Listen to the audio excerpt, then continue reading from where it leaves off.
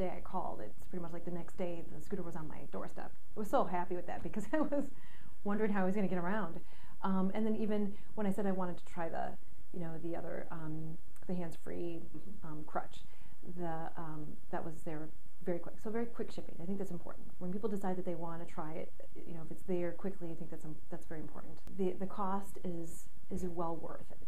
It's well worth the device, and how much it frees you up and keeps you mobile. It even allows you to work in some instances. I think some people would actually. I was able to work. I have a full busy schedule. I was able to maintain most of it.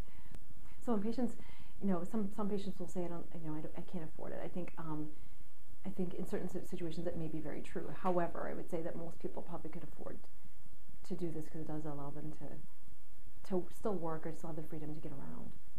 But sometimes it's a matter of just being off the foot. It doesn't have to actually be elevated. Especially that first week after the injury, then they can elevate it nice and keep it protected. And then after that, you really can, start to get around a little bit more. That's where it becomes extremely helpful. How am I going to use this scooter? How am I going to get in and out of the rooms? That was my biggest concern, is how am I going to get in and out of the rooms? So I was actually able to still close the door. I just used it as my seat too when I got in there. So I didn't have a stool. I just sat down on my scooter and used it. And we took the stools out of the room. So it is a seated scooter then? It is, absolutely. Yeah, it transformed itself.